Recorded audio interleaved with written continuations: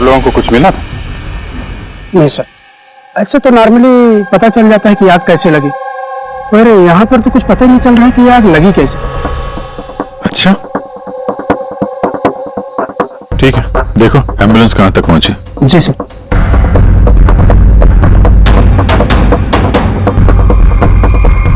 बहुत बुरी तरह से झुलस गया। कमाल है, कुछ पता ही नहीं चल रहा कि आग कैसे लगी है।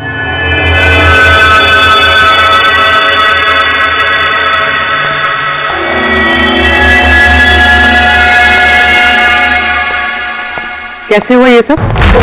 सब कुछ तो बिल्कुल ठीक था, पता नहीं ये आग कहां से लग गई। इतने सारे लोगों की बददुआएं तो लगेंगी ना। क्या कहा तुमने? पता चला था सर कि दिलीप साहब किसी कोर्ट के केस में फंसे हुए थे। काफी बड़ा चक्कर था, लेकिन अभी कुछ दिन पहले छूट भी गए थे। काफी लोग नाराज भी थे इस बात से। कहीं इसी चक्कर में किसी ने दिलीप को मार तो नहीं दिया? नहीं, कोर्ट ने बरी कर दिया था मेरे पति को, उन्होंने कुछ भी नहीं किया। क्या केस क्या था? 9 साल पहले जीजू के थिएटर में आग लग गई थी, जिसके कारण कुछ लोगों की मौत हो गई थी और सारा इल्जाम जीजू पर आ गया था। ऐसे कैसे हवा में आग लग सकती है? जरूर भी किसी की प्लानिंग है। किसी पे शक है आप लोगों को? कौन कर सकता है? कोई भी कर सकता है, अनीता भी कर सकती है। कौन कौन अनीता? टोनी की वाइफ, और वो आज यहाँ आई भी थी।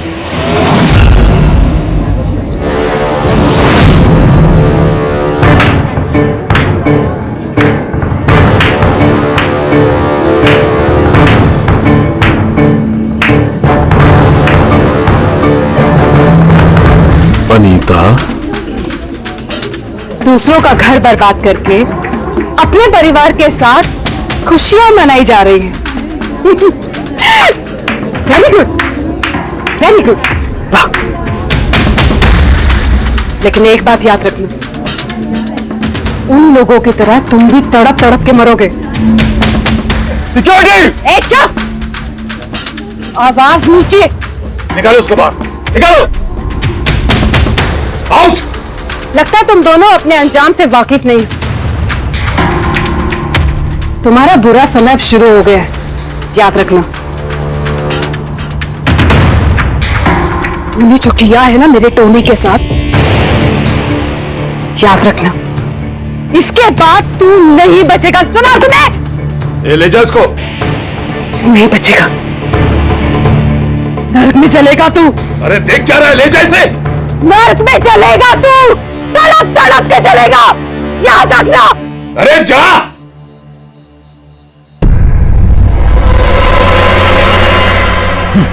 Let's enjoy Rohan. अरे भूल जाओ।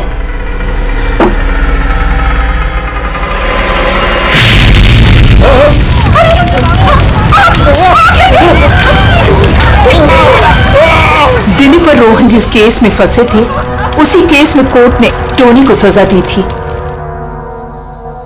अरे किस किस को पता था कि आप लोग यहाँ रेस्टोरेंट में आने वाले हैं? पता नहीं सर। क्या दिलीप जी के आने से पहले इस चेयर के आसपास किसी को देखा था क्या? किसी अनजान आदमी को? नहीं सर, किसी को नहीं देखा सर। ये टेबल किसने रिजर्व किया था? दिलीप जी का फोन आया था, कह रहे थे कि हमारे लिए टेबल रिजर्व रखो। हमेशा यहीं बैठते थे, इसी टेबल इसी चेयर पर, रेगुलर कस्टमर थे हमारे। किसी को पहले से पता था कि दिलीप यहाँ इसी टेबल पे बैठेगा? सर कुर्सी के पास तो ऐसी कोई चीज नहीं जिससे आग लग सकती हो। कमाल की मिस्ट्री है यार। सीसीटीवी कैमरा,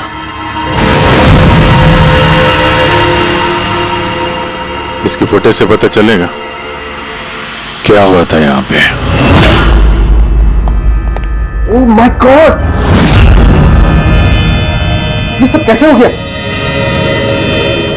कौन कर सकता है सब? उसी ने जिसने दिलीप का खून किया, सबूत मिटाने के लिए। तो ऐसे कैसे कोई मॉनिटर रूम में घुसा है? सिक्योरिटी कहाँ है तुम्हारा? सर इस रूम में सिक्योरिटी की जरूरत ही नहीं है, इससे पहले कभी ऐसा हुआ ही नहीं है। सर सर मुझे नहीं लगता उसके पास टाइम होगा सीसीटीवी फुटेज डिलीट करने का। सर उसने बस तोड़फोड़ कर दी है। अगर हम किसी एक्सपर्ट को बुलाते हैं सर, तो वो शायद हार्ड डिस्क से रिकवर कर पाए सर।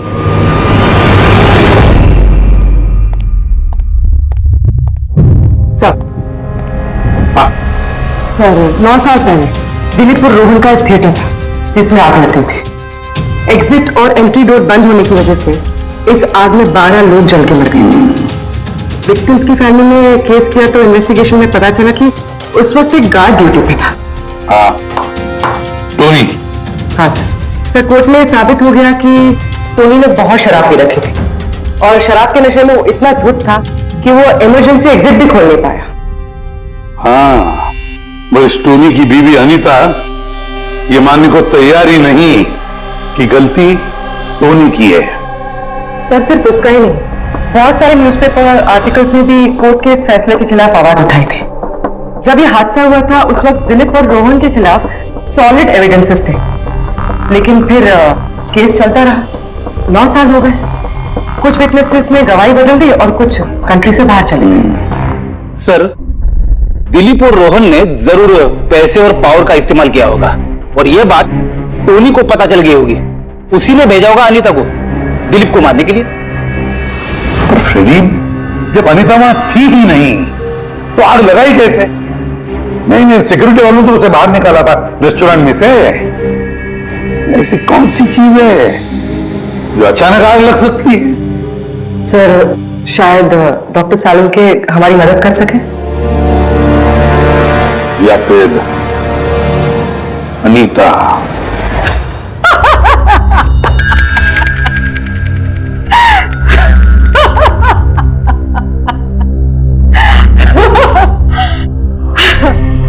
किस बात पे इतना हैरान है? मेरी हंसी पे या दिलीप की मौत पे? दिलीप की मौत पे तुम इतना खुश क्यों हो रही हो? अब मैं खुश नहीं होंगी तो और कौन होगा? कल रात रेस्टोरेंट से निकलने के बाद तुम कहां गई थी? जेल, अपने पति से मिलने। वार्डन के पास सारे रिकॉर्ड हैं, आप चाहें तो चेक कर सकते हैं। वो तो हम करेंगे, और ये भी कि आखिर तुमने वो आग लगाई कैसे? काला जादू किया तुमने? दिलीप को अचानक आग कैसे लग गई? काला जादू आता तो जरूर करती, पर मैं बहुत खुश हूं। ये दिलीप भी उसी तरह तड़प तड़प के मरा है जिस तरह 9 साल पहले वो बेकसूर लोग मरे थे, जिसकी सजा मेरा पति टोनी भुगत रहा है। तुम ये कैसे कह सकती हो कि टोनी की गलती नहीं थी? तुम तो वहां थी नहीं। मैं वहां नहीं थी, लेकिन टोनी यहां था। उस दिन उसकी तबीयत खराब थी। उसने अपने मालिकों से, रोहन और दिलीप से कहा वो जल्दी घर आ गया आग लगने से पहले। गलती उन दोनों की थी। अरे पुराना दरवाजा ठीक ही नहीं करवाया, जिसके कारण वहां आग में वो लोग झुलस के रह गए। मेरे पति की गलती नहीं थी, उन दोनों की थी। तो बहुत गुस्सा आया होगा ना तुम्हें? दोनों को मारने का भी मन किया होगा? 12 लोग मरे हैं वहां। मुझसे कहीं ज्यादा गुस्सा उन लोगों के परिवार वालों को आया होगा, और वो बहुत खुश होंगे अब दिलीप की मौत की खबर सुन के। बहुत खुश होंगे। वो लोग और भी खुश हो जाएंगे जब रोहन जल के मरेगा।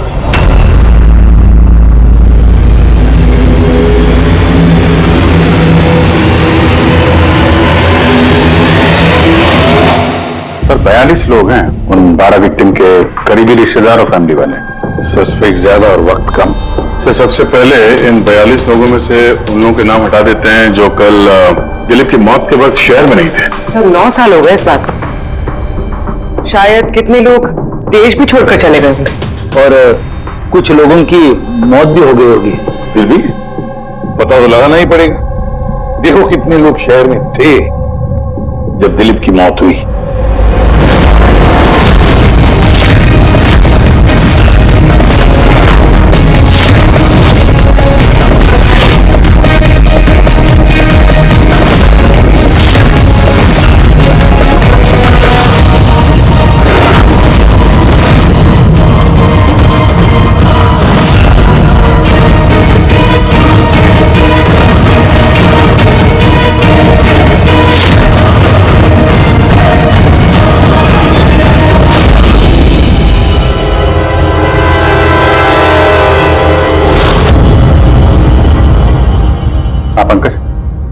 कितने बचे?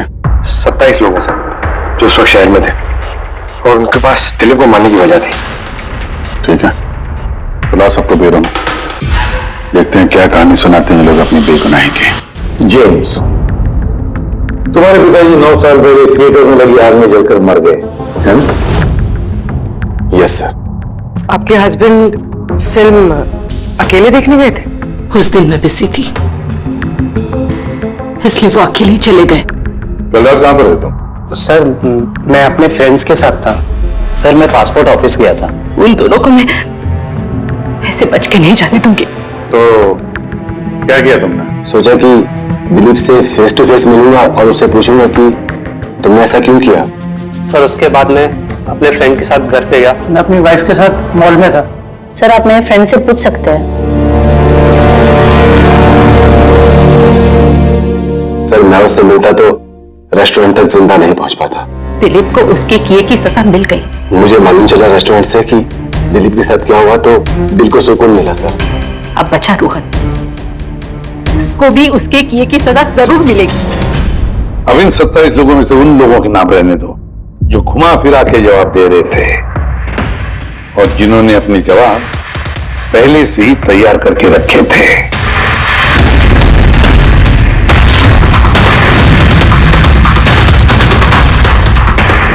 सर अब 15 बचे।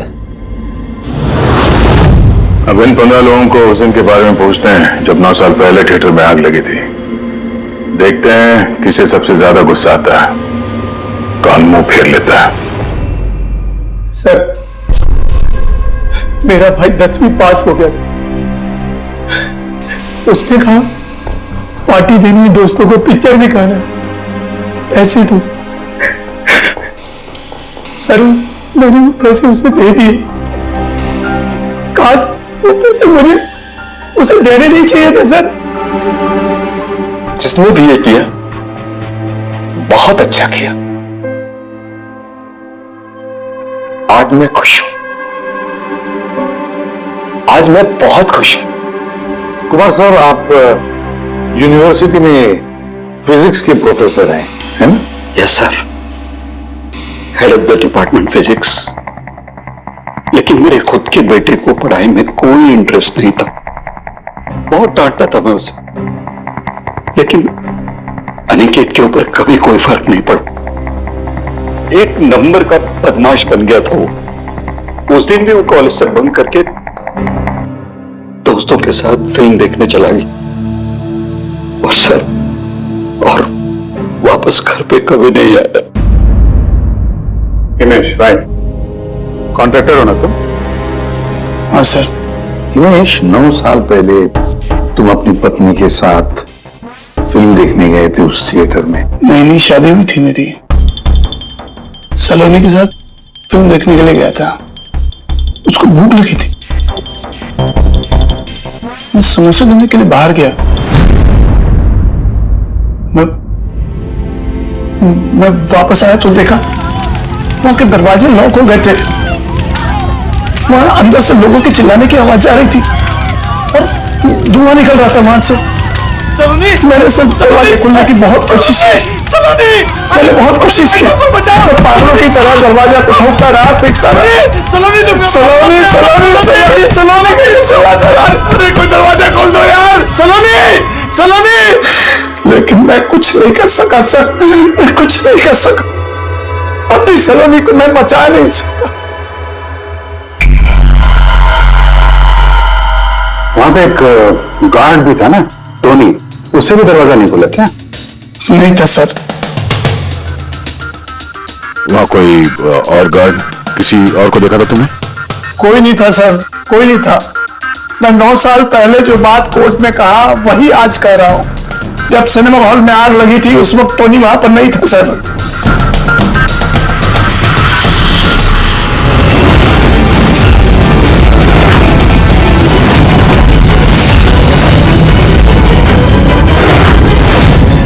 सर ये है हमारे फाइनल 15 सस्पेक्ट जो दिलीप को मार सकते हैं। सो कॉप्स कह रहे थे कि फायरमैन को भी पता नहीं चला कि आग का एग्जैक्टली सोर्स क्या था। उन लोगों को तो जनरली फ्यूल का पता चल जाता है। कि वहां पर ऐसी कौन सी चीज थी जो तुरंत आग पकड़ती है, लेकिन उन्हें पता नहीं चला। उन्हें पता नहीं चला। उन्हें इसलिए पता नहीं चला क्योंकि उस चीज की न तो कोई खुशबू थी न कोई रंग था। एग्जैक्टली सर, मतलब अगर लिक्विड होता ना तो इस दिलीप को पता चलता जब वो चेयर पे बैठता, उसे फील होता। और अगर पाउडर होता तो हमें टेस्टिंग में पता चल जाता। इसका मतलब ये तो गैस, जिसका मतलब ये गैस है। गैस? तो इसीलिए उस फायरमैन को पता नहीं चला कि किस चीज से आग लगी है। इनफ्लेमेबल गैस बॉस, जिसे सिर्फ एक स्पार्क की जरूरत होती है आग पकड़ने के लिए। अच्छा, मुझे एक बात समझ में नहीं आ रही है। दिलीप इस कुर्सी पर बैठा था, तो गैस कुर्सी पर आई कहां से? कुर्सी से ही। क्या? कुर्सी से? वो ऐसे बॉस, जिस चेयर पे ये दिलीप बैठा था उसके नीचे की तरफ किसी ने ज्वलनशील गैस का स्प्रे किया हुआ था। मरते वक्त दिलीप के कांटेक्ट में दो चीजें थी, एक तो ये चेयर जिस पे वो बैठा था और एक वाइन का ग्लास जो उसने हाथ में पकड़ा हुआ था। हमने ये दोनों चीजें चेक की तो इस चेयर के ऊपर से हमें इनफ्लेमेबल गैस के कुछ ट्रेसेस मिले। बॉस, हमारे आसपास वातावरण में स्वतः ज्वलनशील पदार्थ होते हैं जो कभी कभी स्पॉन्टेनियसली जल जाते हैं, जैसे कि मार्श गैस एक नेचुरल बायोगैस है और ज्वलनशील गैस इसका मेन कंपोनेंट है। मतलब इनफ्लेमेबल गैस कभी भी हवा में ऐसे ही जल जाती है? नहीं ब्रेडी, अपने आप नहीं। जब वातावरण में बहुत ज्यादा गर्मी पैदा हो जाती है और वो वातावरण की ऑक्सीजन के साथ मिल जाती है तो एक सुपर हाई टेम्परेचर का निर्माण होता है, जिसकी वजह से ये आग लगती है। लेकिन सानू के साथ वहां तो ऐसे कोई हाई टेम्परेचर वाली चीज थी नहीं। एग्जैक्टली, ऐसा कोई डायरेक्ट सोर्स नहीं था जिससे गर्मी पैदा हो सके बॉस।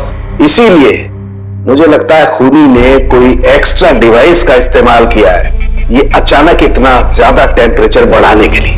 और ये कुर्सी तो तैयार बैठी थी, इसे तो सिर्फ एक स्पार्क की जरूरत थी। पर सर ऐसे कोई हीट कैसे पैदा कर सकता है? हाँ, कर सकते हैं पूरी। जैसे उदाहरण के तौर पर मैग्नीफाइंग ग्लास। मैग्नीफाइंग ग्लास पर सूरज की किरणों को खास तरीके से फोकस करके हम बचपन में कागज जलाया करते थे।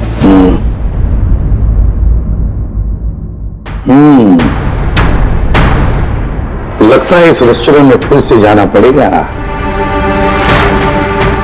पता लगाना पड़ेगा किस चीज से आग लगी है।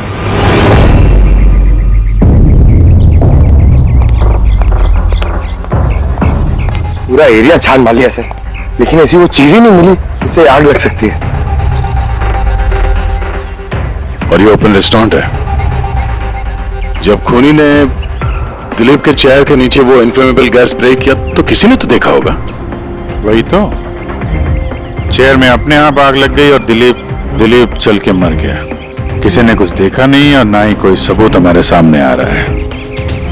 सर, उस डेटा एक्सपर्ट ने सीसीटीवी फुटेज रिकवर कर ली है, आप देख सकते हैं सर। गुड, तुम लोग यार देख लो, तब तक मैं देखता हूँ यहाँ पे कुछ मिलता है क्या।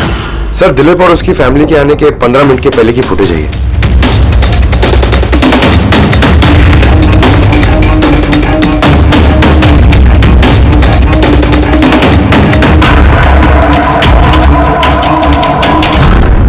ये कुर्सी चेंज कर रहा है।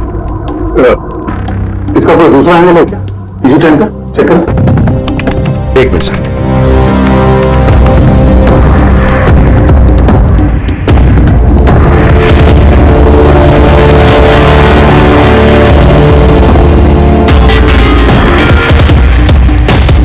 ये कुर्सी के साथ क्या कर रहा है? गैस स्प्रे कर रहा है क्या? हाँ, तो उसने अपने चेयर पे गैस स्प्रे किया और उसने अपनी कुर्सी को उस कुर्सी से बदल दी जिस पे दिलीप बैठने वाला था।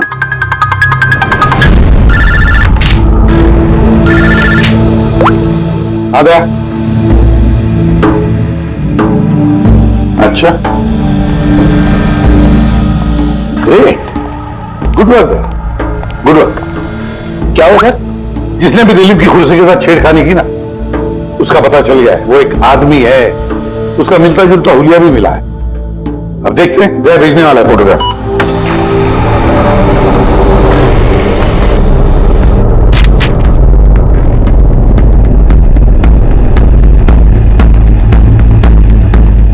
ही इन बचे लोगों में से कोई एक है,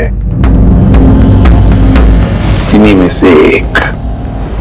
और अब इसका अगला शिकार रोहन है।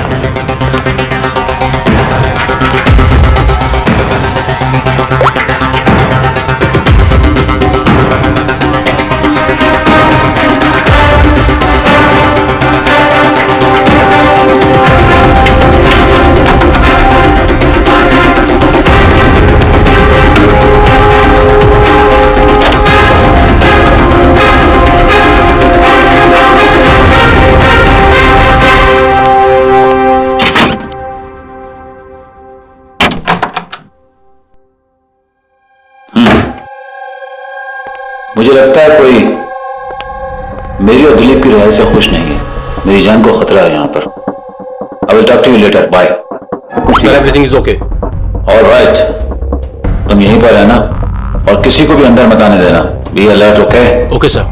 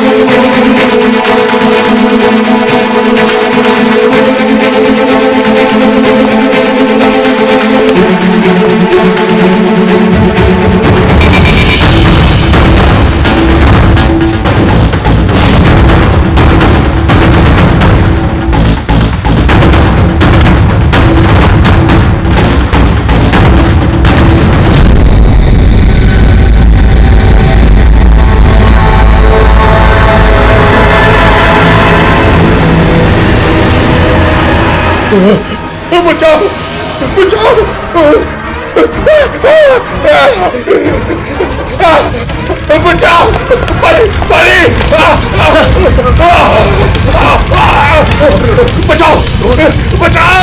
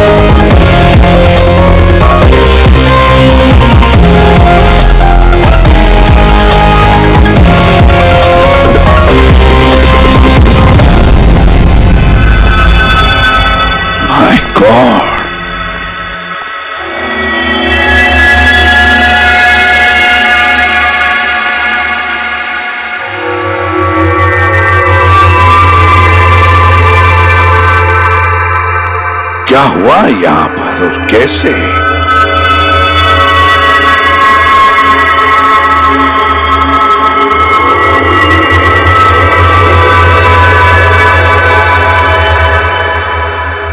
यहाँ पर भी और किसी किस्म की कोई स्मेल नहीं है, इस जमीन लाश के बदबू के। ये मर्डर भी इन्फ्लेमेबल गैस से हुआ है शायद। ये सब हुआ कैसे? हाँ? सर मैं रोहन सर का बॉडीगार्ड हूं सर। अच्छा, तो फिर ये आप लोग कहां थे जब ये सब हुआ? सर रोहन सर ने मुझे बाहर निगरानी के लिए कहा था, तो थोड़ी देर के बाद सर उनके चिल्लाने की आवाज आई तो मैं उनके कमरे की तरफ भागा, लेकिन सर दरवाजे के चारों तरफ से धुआं देखा तो मैं दूसरी चाबी से दरवाजा खोल के अंदर गया तो देखा कि सर रोहन सर जले पड़े थे। आप लोगों को भी कुछ पता नहीं है? कमाल है, कमरे के अंदर कोई लीड नहीं मिला, शॉर्ट सर्किट नहीं हुआ है, ये पर्दा अंदर से बंद है, ये विंडोज परमानेंटली क्लोज्ड है, कोई बाहर से अंदर भी नहीं आ सकता। अब बाहर से अंदर कोई व्यू भी नहीं है, कोई देख नहीं सकता, तो फिर आदमी मरा कैसे? इससे लगी है आग बॉस।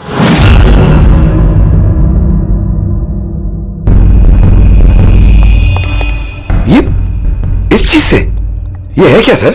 फिलामेंट है। फिलामेंट? इलेक्ट्रिक बल्ब के अंदर का फिलामेंट।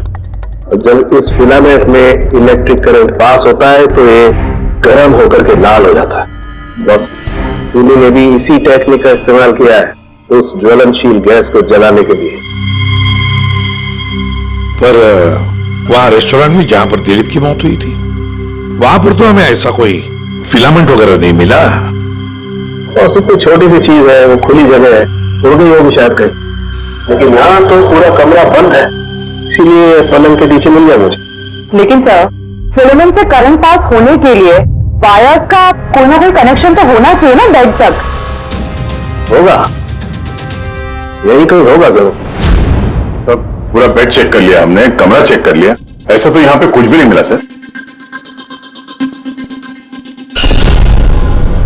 दया, वो दरवाजा कैसा? मैनेजर। Yes sir. वो दरवाजा कहाँ खुलता है? सर दूसरा रूम है जो इस रूम से कनेक्टेड है सर। अब वैसे ये रूम सील रहता है, इसे कोई खोलता नहीं सर। खुलो दरवाजा। Yes sir. आइए सर।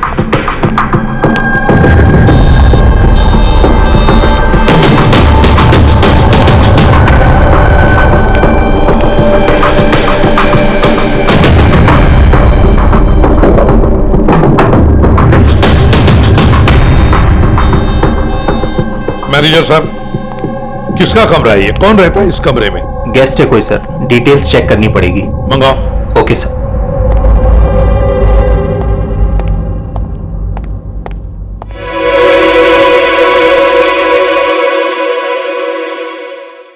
सर, वहां उस कमरे में जो कुछ भी हुआ है सर, वो इसी कमरे से किया गया।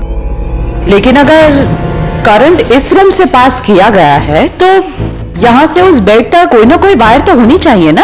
और अगर वायर अगर होती तो बॉस रोहन को दिखाई भी देनी चाहिए। हाँ, शायद उसके बॉडीगार्ड ने भी देखा हो। बुलाओ उसके बॉडीगार्ड को। आप आया।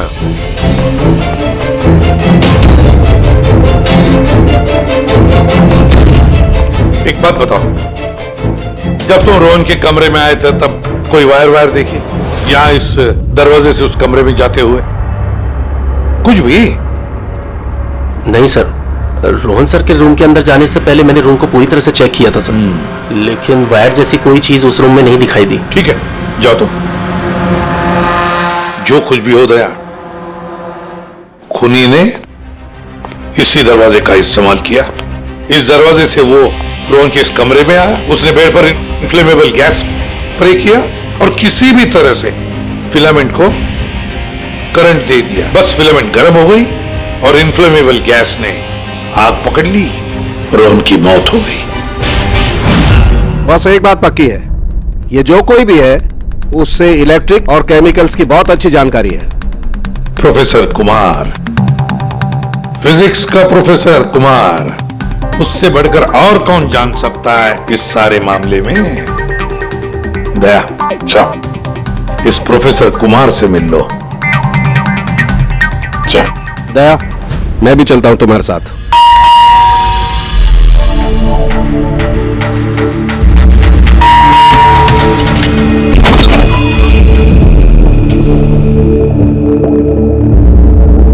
प्रोफेसर कुमार है घर पे? हाँ है, लेकिन आप लोग? सीआईडी। सीआईडी? सब ठीक तो है ना साहब? हाँ, उनसे कुछ पूछताछ कर दी है। कहाँ है वो? बाहर बच्चों को पढ़ा रहे हैं, मैं बुला के लाता हूँ। कोई बात नहीं, हम देखते हैं।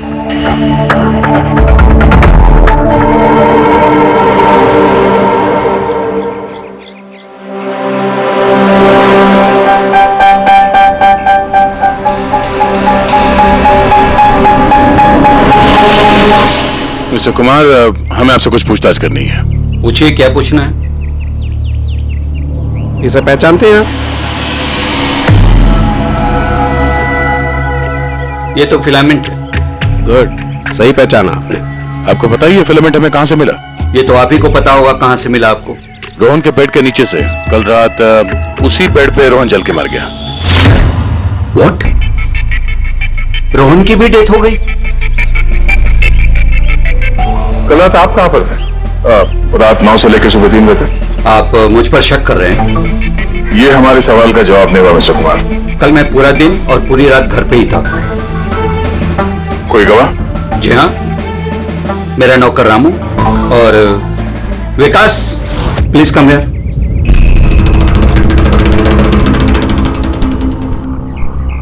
Yes sir. इन्हें बताओ मैं कल कहाँ था। सर हमारे एक्स्ट्रा क्लासेस ले रहे थे, यहीं पे सर।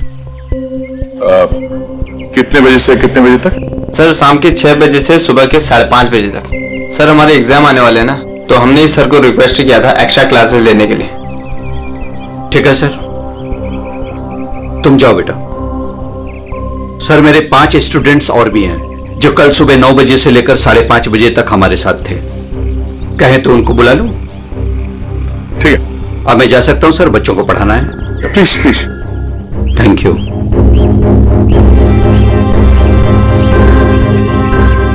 हाँ तो बच्चों में ये कह रहा था कि बिना सोल्डरिंग वायर के भी हम मदरबोर्ड फिक्स कर सकते हैं with the help of adhesive conductor.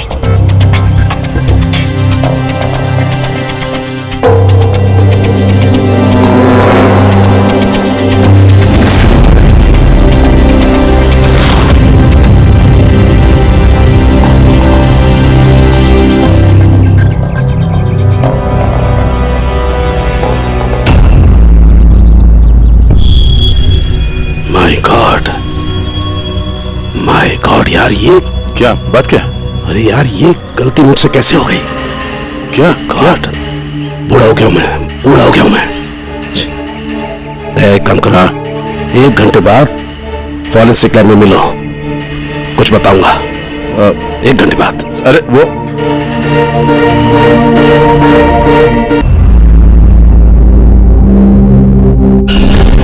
लो बस एक काम करो, इस स्विच से इन बल्ब्स को जलाओ। इस स्विच से? इस स्विच से? हाँ, इस स्विच से। यार ना कोई कनेक्शन है, कुछ है, कैसे जलेंगे ये? तुम सवाल बंद किया करो, कभी कभी मेरी बात भी मान लिया करो यार। कभी कभी। ये ले। क्या सर, ये तो कुछ हुआ भी नहीं। होगा होगा। अरे क्या होगा? होगा ही नहीं। अरे होगा यार, बिलीव नहीं होगा। 1 मिनट। क्या इसकी तबीयत ठीक है ना? हाँ? तो पता नहीं क्या हुआ है, वो जब से वो प्रोफेसर कुमार से मिलके आना, बस बल्ब के साथ ही खेले जा रहे हैं। बात बताओ, वो फिंगरप्रिंट्स का क्या रिपोर्ट आया? वही जो फिंगरप्रिंट्स तुमने होटल वाले से लिए थे और रूम में उठाए थे? तो फिंगरप्रिंट तो बहुत सारे मिले, लेकिन सारे स्टाफ मेंबर्स के ही हैं, उसके अलावा और किसी के नहीं मिले। ये कैसे हो सकता है? तो भाई साहब जरा इधर भी ध्यान दीजिए। हाँ हाँ, ध्यान है। हाँ।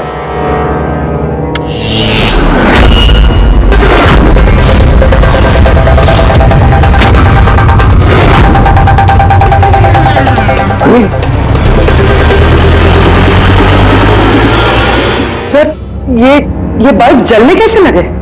क्या बात है सालूकी साहब, बिना वायर के सारे बल्ब जला दिए। लेकिन सालूकी साहब, ये सब आपने किया कैसे? ठीक वैसे ही हुआ ये फ्रेडी, जैसे कि खूनी ने किया था उस दिलीप की कुर्सी पे और रोहन के बेड पे।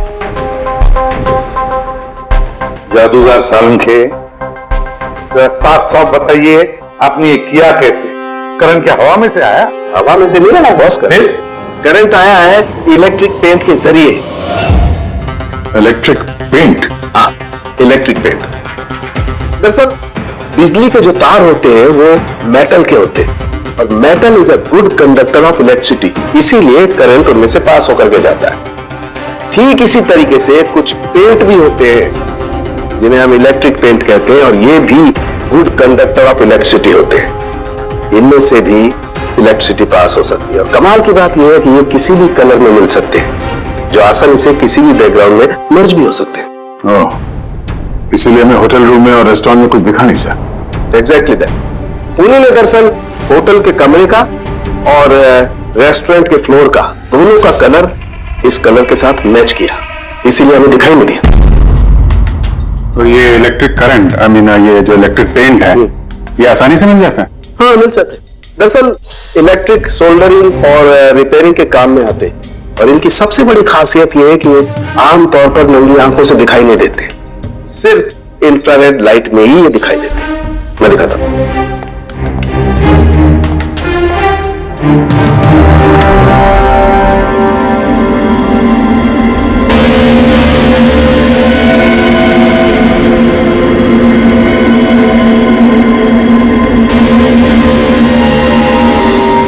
देखा बॉस?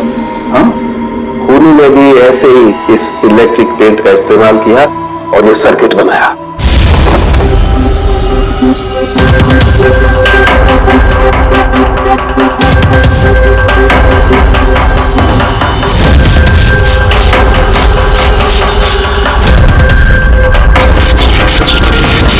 एक बात तो पक्की है, ये जो भी कोई है उसे इन सारी चीजों की पक्की जानकारी है। मगर सर, इनमें से खूनी कौन है? इस प्रोफेसर से तो मिल लिए सर, ये तो नहीं है। ये बंसी। बंसी तो एक क्लर्क है, और मुझे नहीं लगता कि एक क्लर्क को साइंस की इतनी जानकारी होगी। सर, इनमें से सबसे ज्यादा पढ़े लिखे तो ये प्रोफेसर ही लग रहे हैं। कोई ऐसा जो प्रोफेसर जितना इंटेलिजेंट तो नहीं है, लेकिन इसे इन सब चीजों की जानकारी है।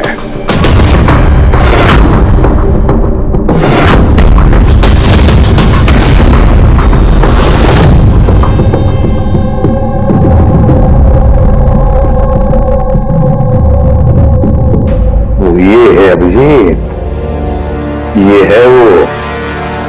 याद है क्या कहा था इसने, कि क्या काम करता?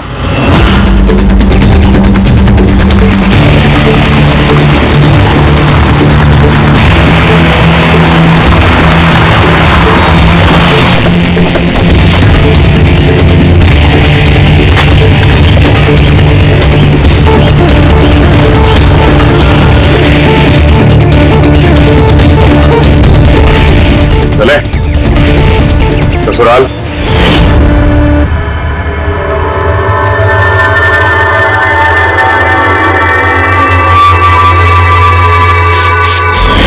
दिलीप और रोहन पर केस हुआ था, लेकिन मुझे मालूम था अपने पैसे और पावर के दम पर वो छूट जाएंगे।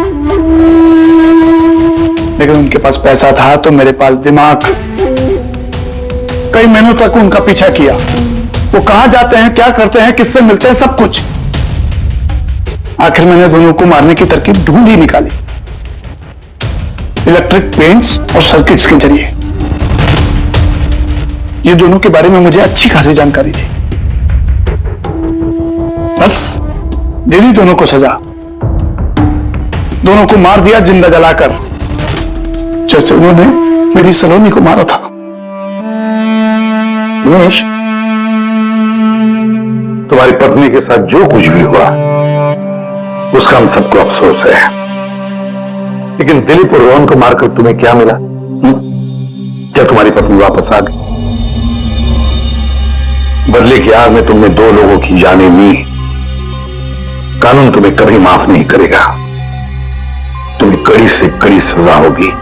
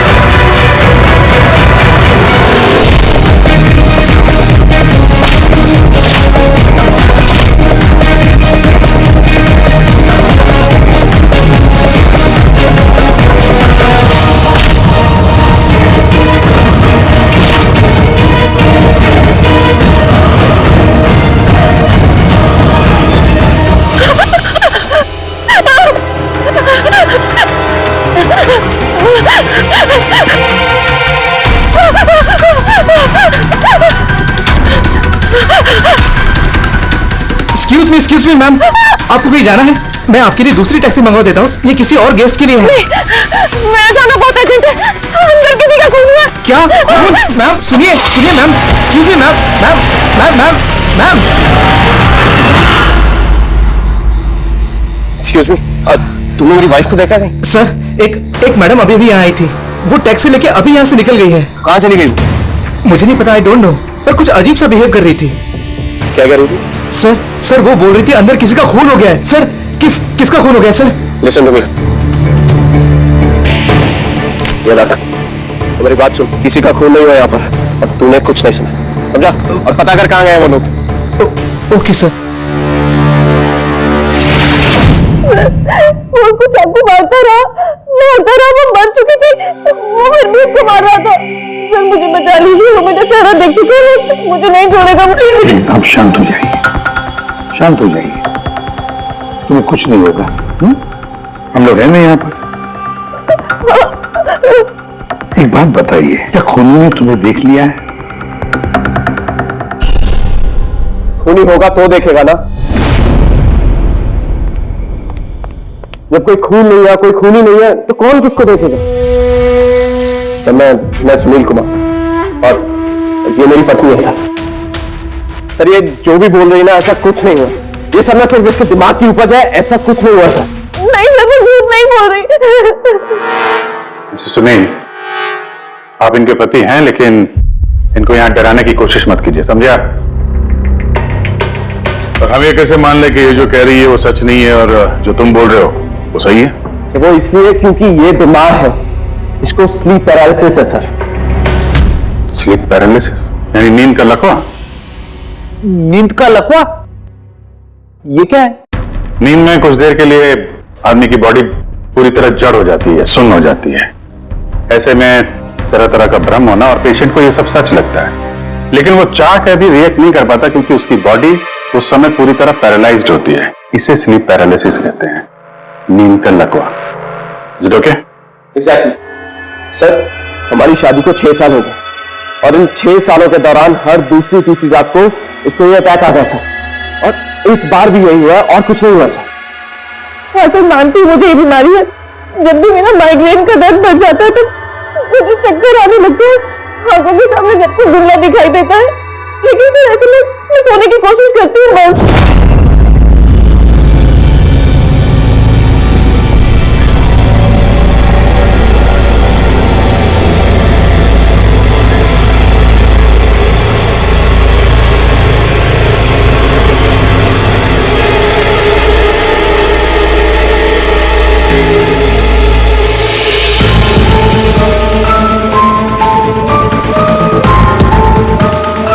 बड़ी मुश्किल से जैसे तैसे नींद आती है और 2-3 घंटों के बाद अचानक से मेरी आंख खुल जाती है, मगर शरीर बिल्कुल स्थिर हो जाता है।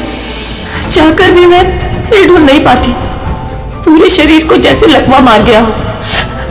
कुछ साफ नहीं दिखाई देता और सीने पर एक भारीपन सा लगता है, मगर मैं चाहकर भी चीख नहीं पाती, आवाज ही नहीं निकलती मेरी। और फिर 15-20 मिनट के बाद अजीब अजीब सी चीजें दिखाई देती है।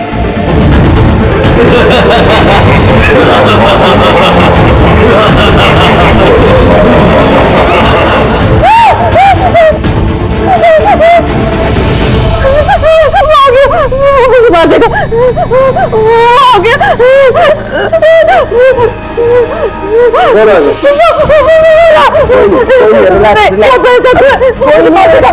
किधर किधर कौन है? देखो देखो, शांत हो जाओ, तुम्हें फिर से अटैक आया, देखो रिलैक्स, शांत हो जाओ, कोई नहीं, मुझे बचा, तुम्हें फिर से अटैक आया, रिलैक्स हो जाओ, तुम्हें फिर से दौरा पड़ा था, कुछ नहीं। मतलब जो कुछ भी आपको दिखाई देता है वो सब भ्रम है, कोई सच्चाई नहीं है। हाँ, हर बार सच नहीं होता था, लेकिन इस बार सच हुआ। वो मेरा वहम नहीं था सर। मुझे इस लड़की का चेहरा इतना साफ याद है कि मैं उसे कभी नहीं पहचान सकती। मुझे कोई शैतानी और दानव नहीं दिखाई दिया सर, जैसे हर बार होता था। मैं सच बोल रही हूँ, मैंने वहां पर खून होते हुए देखा था। मैं बिल्कुल खून खून, बस कुछ नहीं है वहां पर। सुनील जी चुप रहिए, आप चुप रहिए। खून हुआ है क्या नहीं ये हम पता लगाएंगे। आप दोनों सिर्फ सिलसिलेवार बताओ क्या हुआ था उस रात को शुरुआत से। हम दोनों यहाँ मेरे कजन अबे की शादी अटेंड करने के लिए आए। कल रात अबे और मिताली मतलब उसकी होने वाली वाइफ के लिए कॉकटेल पार्टी थी। अब है मेरी बात ध्यान से सुनो। मिताली की जितने भी प्रॉपर्टीज और बैंक बैलेंस है तेरे शुरू होने से पहले 60% तुम्हारे नाम ट्रांसफर हो जाने चाहिए।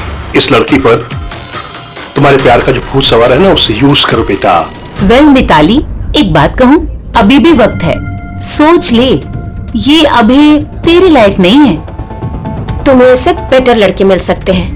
तुम्हें नहीं पता, इसके चर्चे तो पूरे शहर को मालूम है। मैं तुम्हारी शादी इससे इसलिए करा रहा हूं ताकि तुम्हें डूबती हुई नैया पार लग जाए।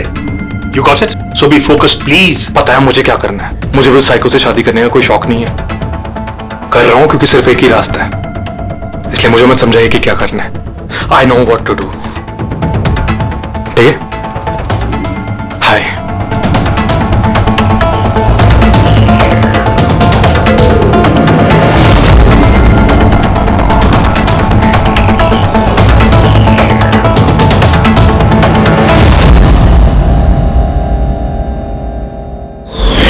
फिर पार्टी के शोरगुल में मेरा माइग्रेन का दर्द इतना बढ़ गया कि मुझसे वहां रुका ही नहीं गया। रायमा, क्या हुआ?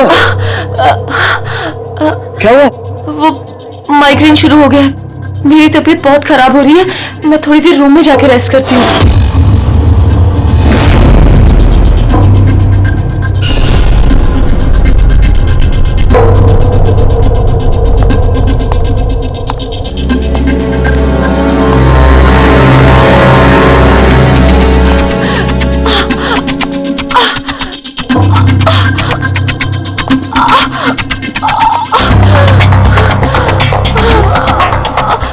इतनी ज्यादा तकलीफ में थी कि मैंने नोटिस ही नहीं किया कि कमरा मेरा भी है या नहीं।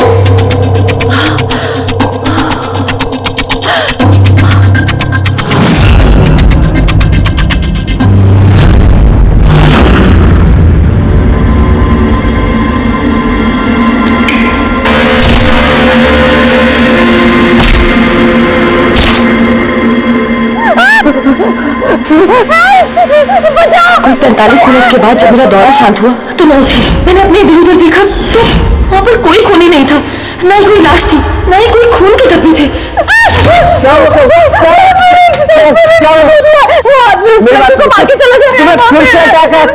देखो कोई नहीं, देखो तुम यहाँ पर क्या कर रही हो? ये हमारा कमरा थोड़ी ना। अच्छा ये सब छोड़ो, तुम यहाँ पे बैठो। मेरी बात सुनो, तुम यहीं पर रुको, मैं तुम्हें पानी लेके आता हूँ। रिलैक्स। जब भाग के वापस गया तो राइमा वहां से चली गई और वहां से ये आपके पास आ गया और मैं इसके पीछे आ था। लेकिन सर एक बात पक्की है, वहां पर कोई खून नहीं हुआ। ये सब इसके दिमाग की उपज है। Sunil ji,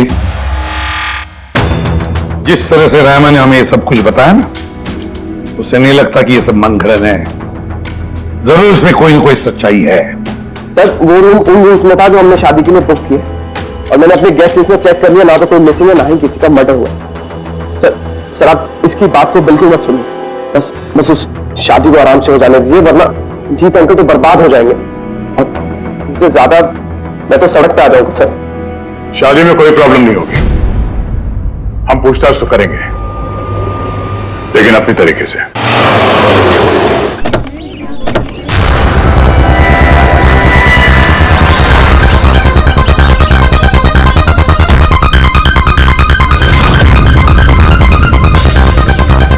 welcome sir. Welcome ma'am. ये रिसेप्शन डेस्क का सर आप सीधा जाइए, then take a right turn. Thank you so much.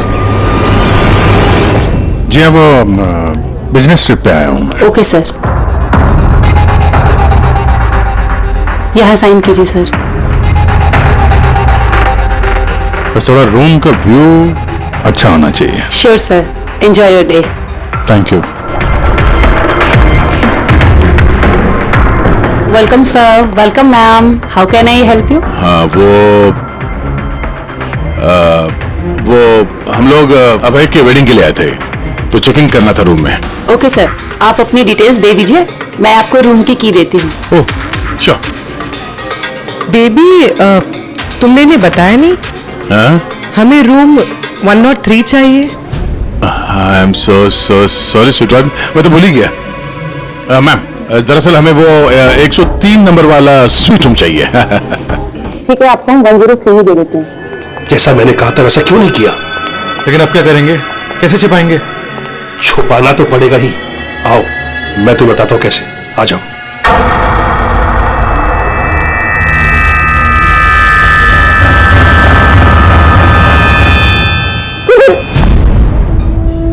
सब कुछ इसी के कारण हुआ है। किसको पता चल गया ना तो पता नहीं क्या होगा। कहाँ थे तुम? चलो मुझे कुछ बात करनी है, आओ।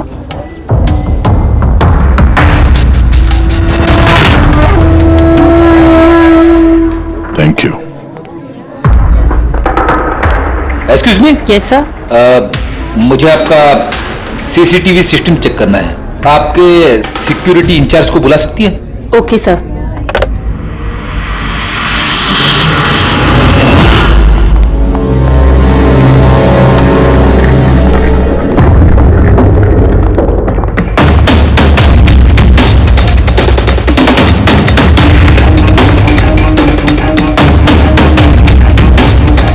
ठीक है, थैंक यू।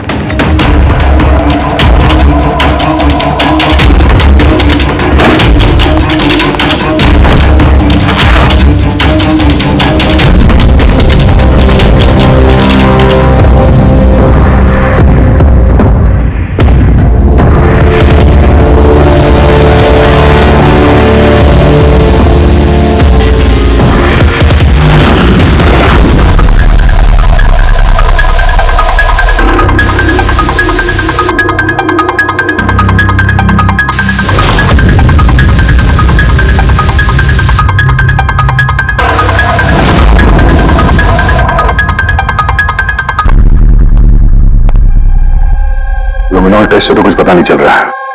ऐसा लगता तो नहीं है कि यहाँ कोई खून हुआ है। सर खून ने बहुत अच्छे से सफाई की है। ऐसे कैसे हो सकता है? सर जिस तरह रायमा ने बताया है, कत्ल के वक्त यहाँ पर खून ही खून होना चाहिए। और कितनी भी अच्छे से सफाई की जाए, इस केमिकल से तो खून के धब्बे सामने आ ही जाते हैं। पर यहाँ तो कोई निशान है ही नहीं, कोई निशान नहीं है। सर या तो रायमा को सचमुच में भ्रम हुआ है, या फिर कातिल ने खून की एक भी बूंद कहीं पर गिरने नहीं दी है।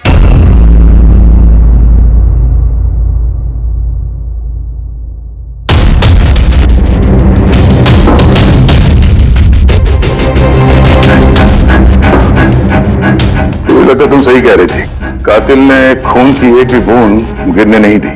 ये देखो, खून की एक भी बूंद जमीन पे या दीवार पे कहीं भी नहीं गिरी है, क्योंकि कातिल ने पूरे कमरे को प्लास्टिक के शीट से कवर कर दिया था।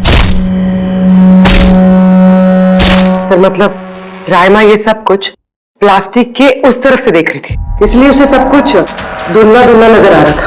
हाँ, ये प्लास्टिक शीट्स जहां पे जुड़ते हैं, शायद एक गैप रह गया होगा, और उसी गैप में से इस लड़की की शक्ल दिख गई होगी उसे। न लाश मिली है, न फिंगरप्रिंट्स, और ना ही कोई खून। लगता है इस केस में हमें फॉरेंसिक से कोई मदद मिलने वाली नहीं है। ये पता लगाना आसान नहीं है कि खून किसका हुआ है, किया किसने, और वो लाश गई तो गई था। अरे नहीं, वो प्रॉब्लम तो दूर हो गई। एक्चुअली अपना सॉफ्टवेयर करप्ट हो गया था, इसलिए जितनी भी रिकॉर्डिंग हुई थी सब डिलीट हो गई। परसों में जो रिकॉर्ड किया गया था, परसों से लेकर आज तक का जो रिकॉर्ड है सारे डिलीट है। डिलीट हो गया। पिछले 24 घंटे का सारा फुटेज उड़ गया है। खून होने का टाइम रायमा जी ने जो बोला, तब से लेके 24 घंटे तक होटल के अंदर क्या क्या हुआ इसका कुछ पता नहीं है। कमाल है, पहले कमरे को प्लास्टिक से ढक दिया, अब ये सीसीटीवी फुटेज। बस शातिर अपराधी है। एक मिनट, तुमने कहा होटल के अंदर का कुछ पता नहीं, और बाहर का? होटल के बाहर सीसीटीवी फुटेज होगा? है ना sir, main gate, garden, parking lawn और होटल के पीछे।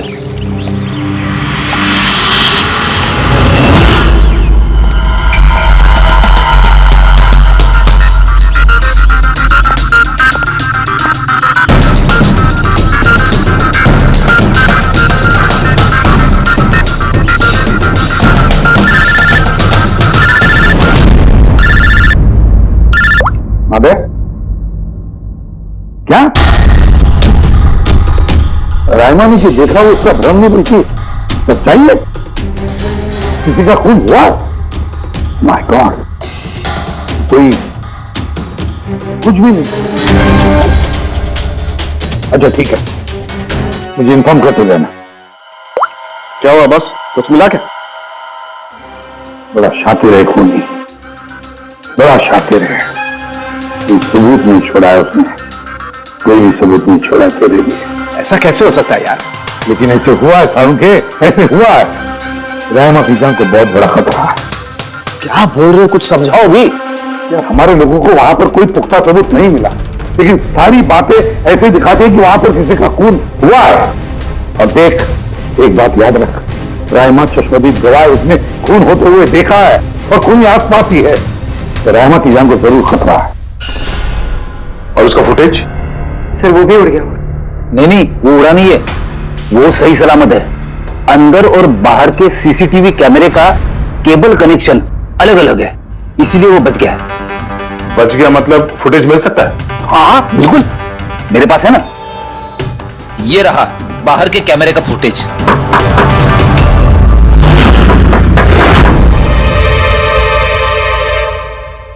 सर, अगर खूनी ने उस पर उस वक्त हमला किया जब स्लीप पैरालिसिस का दौरा पड़ रहा है, फिर तो वो उंगली भी नहीं हिला पाई होगी। और अगर वो अपनी उंगली हिला पाई तो? कैसे डॉक्टर धारेगा? पैरालिसिस तो पूरी बॉडी को हो जाती है। देखो, स्लीप पैरालिसिस को छोड़ दो, नॉर्मली भी जब हम सोते हैं, गहरी नींद में होते हैं, हमें सपने आते हैं, उस वक्त भी हमारी मांसपेशियां सेमी पैरालिटिक स्टेट यानी शिथिलता की अवस्था में होती है। ये सबके साथ होता है। लेकिन बॉस, ऐसे में भी हमारे पेट की, छाती की और गले की मांसपेशियां सबसे ज्यादा शिथिल होती हैं। स्लीप पैरालिसिस में भी ऐसा ही होता है। और ऐसे में जिस व्यक्ति को स्लीप पैरालिसिस की बीमारी है, अगर वो अपने हाथों की उंगलियों पर कंसंट्रेट करे, इन उंगलियों पर ध्यान केंद्रित करे और इन्हें हिलाने की कोशिश करे, मुट्ठी को बंद करे और खोले, तो ये पैरालिसिस स्लीप को भी तोड़ा जा सकता है। यार मान ले सारुण कि रायमा ने अपनी स्लीप पैरालिसिस तोड़ दी, लेकिन वो तोड़ने में उसे जितना भी वक्त लग रहा है, उतने वक्त में अगर उस पर हमला हो गया तो ऐसी कोई चीज चाहिए सारुण की, ऐसी कोई बात जिससे वो दूसरों को बता सके कि उस वक्त हमला हो रहा है, वो कह सके कि मुझे बचाओ, मुझे बचाओ। है, ऐसी चीज भी है। एक रुक, बॉस, ये है अलार्म।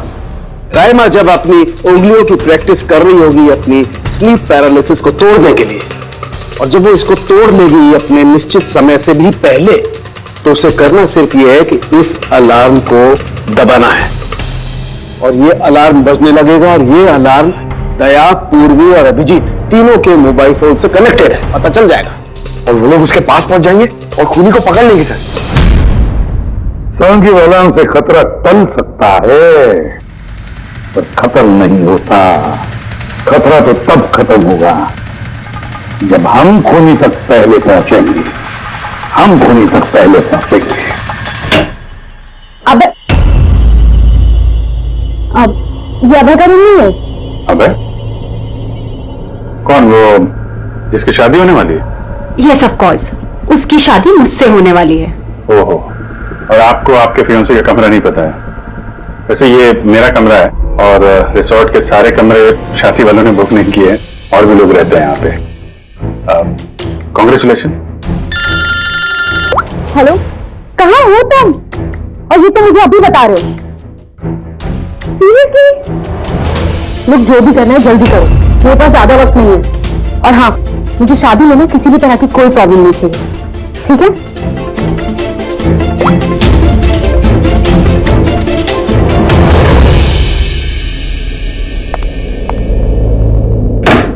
मिताली, जिसकी शादी होने वाली है, वैसे ये वाकई अभय का कमरा इसको मालूम नहीं होगा क्या? कहीं इसको हम पे शक तो नहीं हो गया? वो तो पता नहीं, लेकिन खूनी को भनक नहीं लगनी चाहिए, क्योंकि अगर ऐसा हुआ तो रायमा की जान को खतरा हो सकता है। रायमा ने कहा था कि खून 12 से 12:30 के बीच में हुआ है। उसके बाद कातिल ने लाश को ठिकाने लगाने की कोशिश की होगी। लेकिन रिसोर्ट में इतनी भीड़ और चहल पहल है कि वो लाश को कहीं छुपाना मेरे हिसाब से नामुमकिन है। मतलब लाश को बाहर ले गए हैं लोग। लेकिन सर, रात को रिसोर्ट से बाहर तो कोई गया नहीं। कहीं ये लाश रिसोर्ट के अंदर ही तो नहीं? नहीं, अगर लाश यहाँ होती तो अब तक बदबू आना शुरू हो जाती। करेक्ट। मैंने किचन का फ्रीजर चेक किया है, वहां भी कुछ नहीं है। वही एक जगह जहाँ पे लाश छुपाई जा सकती थी। वैसे भी यहाँ शादियों की पार्टी और लेट नाइट पार्टी की वजह से ऐसी जगह पे हमेशा कम से कम 30 लोग तो होते ही हैं। खूनी लाश को वहां पे छुपाने की गलती नहीं करेगा। सर, कहीं खूनी ने 2 तारीख को लाश के साथ चेकआउट तो नहीं कर लिया? मिस्टर पारितोष, आपके कहने पर मैं ऑलरेडी 3 बार रिकॉर्ड्स चेक कर चुकी हूँ। कोई मिसलीला थी ही नहीं। आपको जरूर कोई गलतफहमी हुई है, वो जरूर कहीं और रुकी होंगी। अब प्लीज कहीं और जाकर चेक कीजिए। मैडम, मैं चेक कर सकता होता तो मैं आपसे रिक्वेस्ट क्यों करता? लीना मेरी दोस्त है और उसका नंबर खो गया मुझसे, मैं क्या करूं? देखिए मैम, मेरा उससे बात करना बहुत जरूरी है। आप समझ रही हैं ना? सर, आप समझ नहीं रहे हैं। किसी एक की डिटेल दूसरे को देना हमारे नियम के खिलाफ है। फिर भी मैं आपकी मदद कर देती, लेकिन मेरे पास उनकी डिटेल्स है ही नहीं सर। अरे ऐसे कैसे नहीं है? डिटेल्स आप रखते हैं ना। कोई कमरा लेने आएगा तो आप उसकी डिटेल्स नहीं रखते हैं? लेते हैं सर, बिल्कुल लेते हैं। तो लेकिन वो यहाँ रुकी होती तो ना। 1 मिनट, आपको तसल्ली नहीं हो रही है, प्लीज आप खुद से चेक कर लीजिए। अच्छा ठीक है। कहीं रीमा ने मुझसे झूठ तो नहीं बोला? मैं देख लेता। मैम आप एक काम करेंगी? आप हाउसकीपिंग से किसी को बुला के लाइए। मेरा रूम इतना गंदा है, सुबह से मैं कितनी बार कॉल कर चुका हूँ, कोई आने को तैयार नहीं है। ऐसे कैसे हो सकता है? ओके। नहीं, फोन पे, अरे फोन तो मैं 50 बार कर चुका हूँ। आप प्लीज किसी को भेजिए ना प्लीज। ठीक है सर, मैं बुला के लाती हूँ। Thank you ma'am.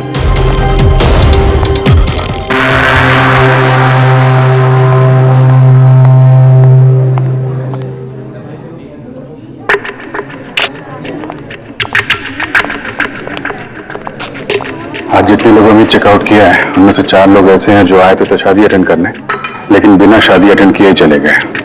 शादी बिना अटेंड किए ही चले गए? बड़ी अजीब बात है। ये मिस्टर वलेना, मिस्टर दक्ष, मिसेस मोटवानी और मिस सूजी। सर, मैं इन चारों के बारे में सब कुछ पता करती हूँ। अपूर्वी, रायमा को होटल के बाहर का सीसीटीवी फुटेज दिखाना, मेन गेट का, जहाँ से लोग आते जाते हैं। उसने कहा था ना हमसे कि वो उस लड़की को पहचान लेगी। सर,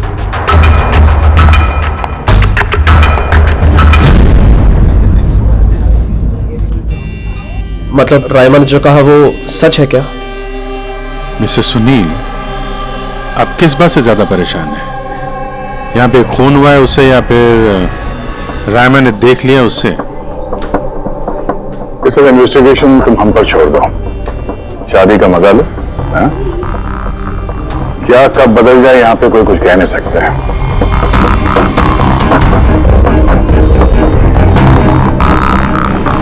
चल भाई चल, अभी फंक्शन के लिए कपड़े रेडी करना है, फिर हेल्प चाहिए। वैसे लोग कौन थे? कोई गेस्ट है? हाँ, मेरे गेस्ट ही हैं। चल चल चल।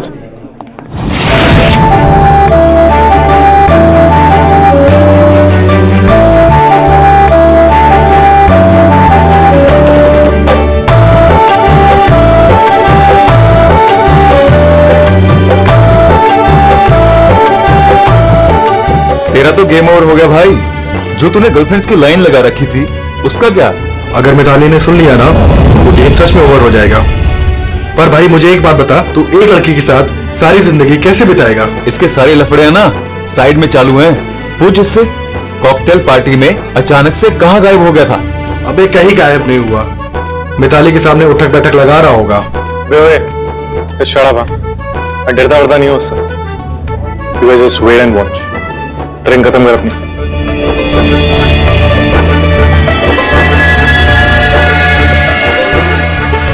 इसका मतलब कत्ल वाली रात अबे पार्टी में नहीं था।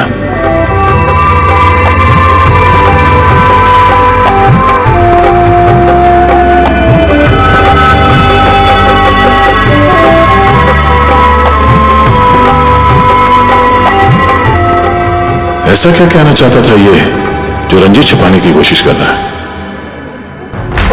सर, मैडम अभी ठीक है ना? और उस दिन जो मर्डर के बारे में बोल रही थी वो गलतफहमी अभी दूर हो चुकी है ना मैम की? मेरी बात सुन, जो उसको गलतफहमी हुई थी ना वो दूर हो चुकी है। तू भी भूल जा। चल अभी। अच्छा हुआ कि रायमा माइग्रेन की वजह से अपने कमरे में सो गई है। मौका अच्छा है, अब कुछ ना कुछ तो करना पड़ेगा।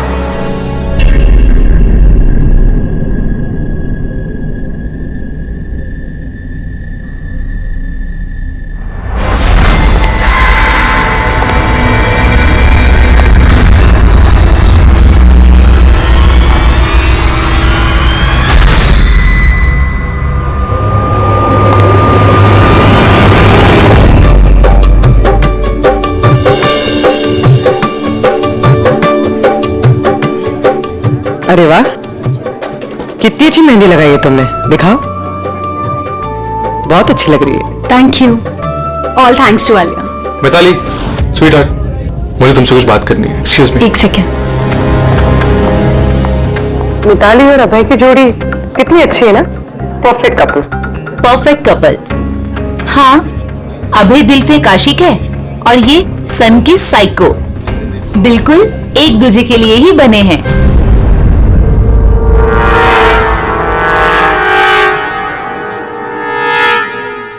मिताली को अभय के बारे में ये पता है? पागल है वो अभय के लिए। उसको पाने के लिए वो किसी भी हद तक जा सकती है। अगर जरूरत पड़े तो किसी को मार भी सकती है।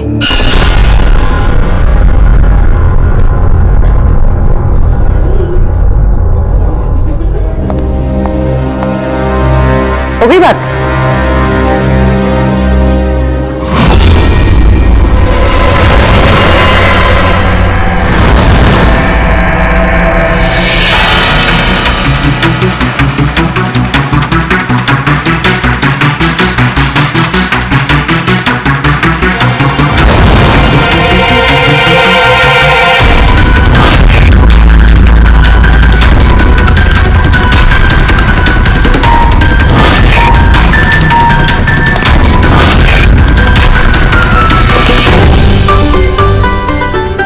अरे खाली हो गया क्या? अरे नहीं साहब, रिफिल ही करने जा रहा था।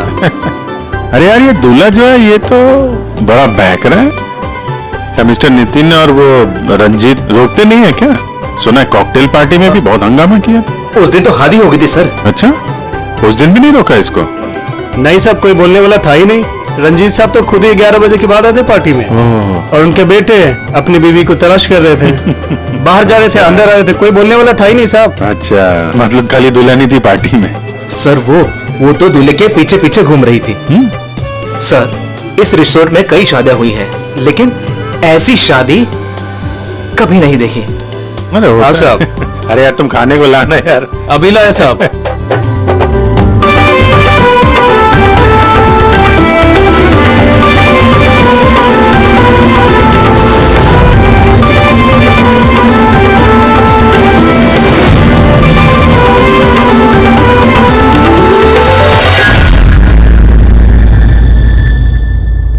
रहमा, ये देखो, ये तुम्हारे मदद के लिए अलार्म है।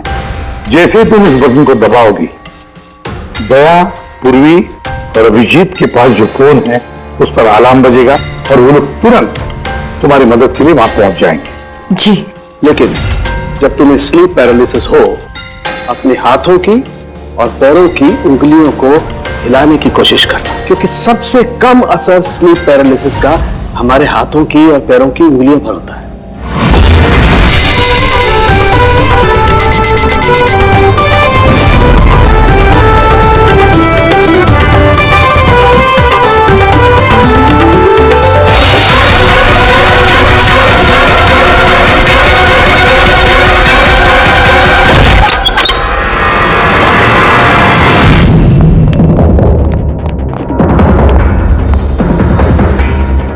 राइमा, राइमा, सब बेहोश है।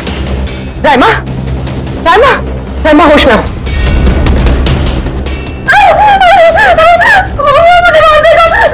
मुझे बचा लीजिए, प्लीज मुझे बचा लीजिए।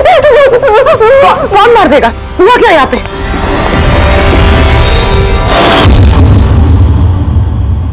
क्यों मिस्टर सुनील, क्या कहना है आप?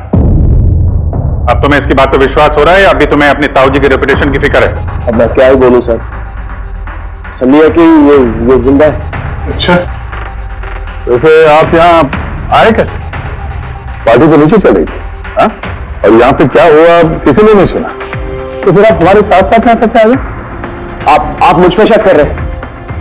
मैं अपनी पत्नी को मारने की कोशिश क्यों करूंगा? शक तो हम सब पे करते हैं। फिलहाल अभी आप बाहर जाइए, हमें रामा से कोई जरूरी बात करनी है, प्लीज। सर आप लोग प्लीज मुझे बचा लीजिए। जब वो आदमी को खून कर रहा था तो मैंने इसे देख लिया था, मुझे नहीं छोड़ेगा, प्लीज आप कुछ कीजिए ना। वो दोबारा आएगा, वो मुझे मार देगा, प्लीज प्लीज कुछ कीजिए। देखो रामा, घबराओ मत, हमारे यहाँ पे होते हुए कोई कुछ नहीं कर सकता तुम्हारा, ठीक है? लेकिन वो औरत जिसका खून होते हुए तुमने देखा, उसे हम लोग नहीं पहचानते, तुम उसे पहचानती हो, तो हम लोग एक फुटेज दिखाएंगे, जरा उस फुटेज में देख के उस लड़की को पहचानो प्लीज। जी। थोड़ी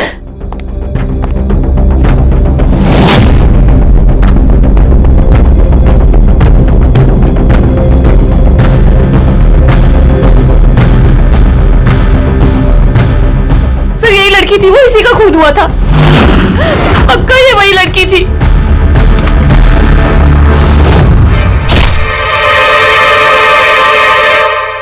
अगर ये यहाँ पे आई थी तो किसी ने तो देखा होगा उसे। वो मुझे मारेगा। अगर वो लड़की यहाँ पे आई थी तो किसी न किसी से तो मिली होगी ना। लगता है बेहोश जाने का वक्त आ गया।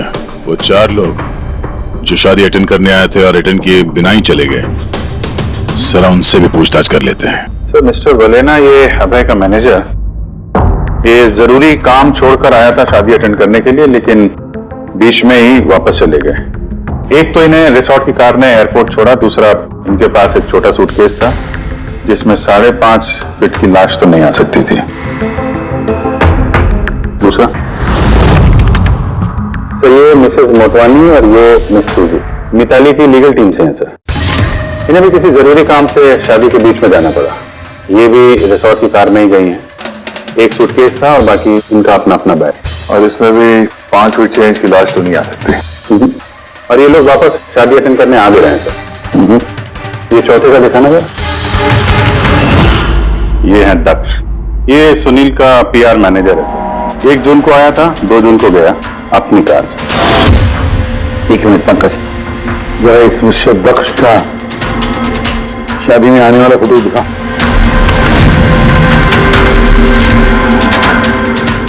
ओके, और अब उसके जाने का वीडियो दिखा।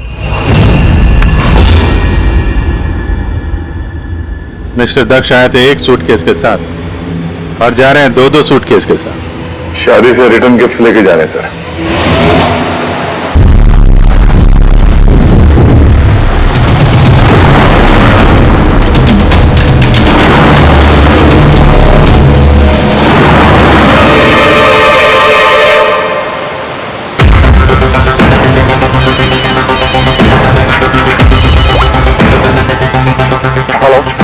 अभय की शादी से जो सूटकेस लाया था वो कहाँ छुपाया है?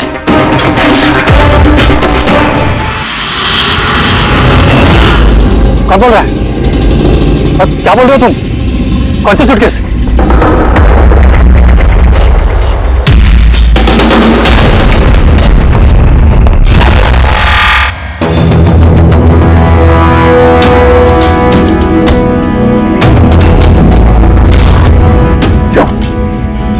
सूटकेस के बारे में तुम यही बताओगे या कहीं और अच्छे से खातिरदारी करे तुम्हारी?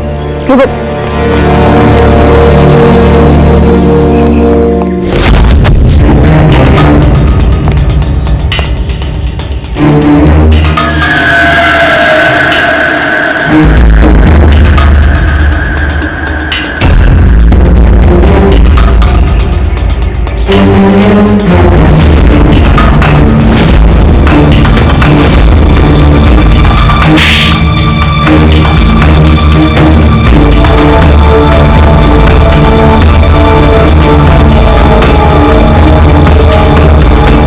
याद आया? मेरे पास और कोई रास्ता नहीं था। मेरा घर और कंपनी दोनों उनके पास गिर गई। अगर मैं मना कर देता तो तुम्हें बर्बाद हो जाता। खुद को बर्बादी से बचाने के लिए एक लड़की का खून कर दिया तुमने, हाँ? अब ये बताओ, लड़की थी कौन? करिश्मा, अभय की गर्लफ्रेंड।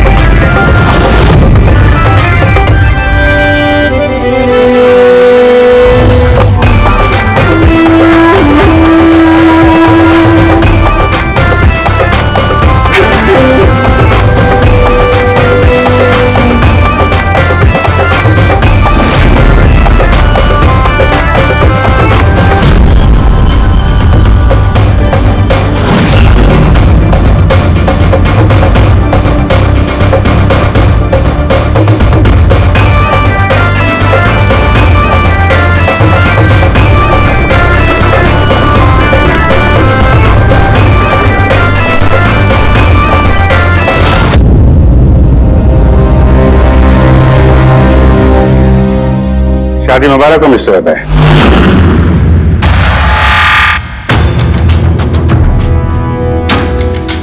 आपके लिए कुछ तोहफे लेकर आए हैं, ऐसे तोहफे जिनके बगैर ये शादी पूरी हो ही नहीं सकती। आपकी दोस्त करिश्मा ने आपके लिए कुछ तोहफे भेजे हैं।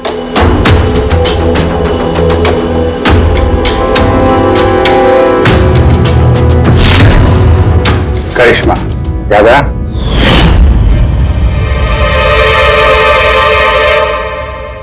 तोहफे देखना चाहेंगे? देखना नहीं चाहेंगे आप? हाँ, देखें। अभी दिखाता है। सर नहीं नहीं मैं रुकिए प्लीज।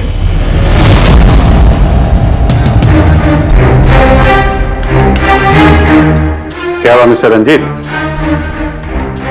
प्लीज ये सूटकेस मत खोलिए। क्यों नहीं खोले? हैं? क्योंकि तुम्हें डर है कि इस सूटकेस के अंदर करिश्मा की लाश ना निकले।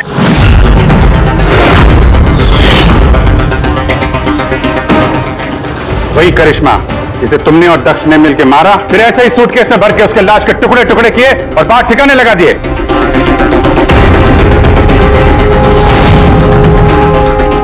डैडी ये क्या बोल रहे हैं? ये सच है क्या? हाँ बेटा, ये सच है। मैं क्या करता? मुझे ये शादी किसी भी कीमत पर करानी थी, क्योंकि अगर ये शादी नहीं होती तो हम लोग सड़क पर आ जाते, बर्बाद हो जाते। अरे करिश्मा, ये शादी को तोड़ने में तुली हुई थी। अपना मुंह बंद करने के लिए उसने मुझसे 5 करोड़ रुपए मांगे। सच में अगर मेरे पास होते तो मैं दे ही दूं, लेकिन नहीं थे मेरे पास। फिर उस दिन तो अचानक ही रात बंद थी, मुझे कुछ नहीं सूझा। मैंने किसी बहाने से रात तक रुकने को कहा। फिर मैंने ये सब प्लान बनाया। फिर मैंने दक्ष को इस प्लान में शामिल किया, क्योंकि मुझे पता था कि दक्ष मुझे ना नहीं कर सकता। वो इंच इंच मेरे पैसे में डूबा हुआ है।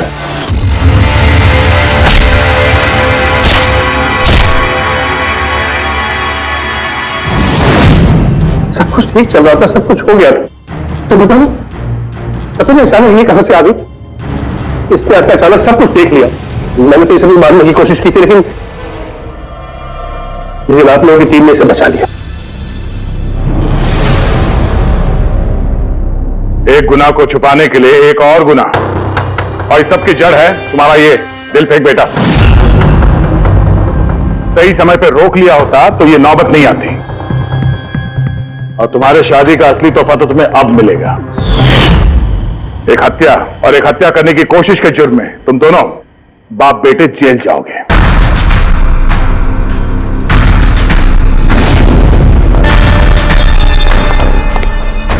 Thank you.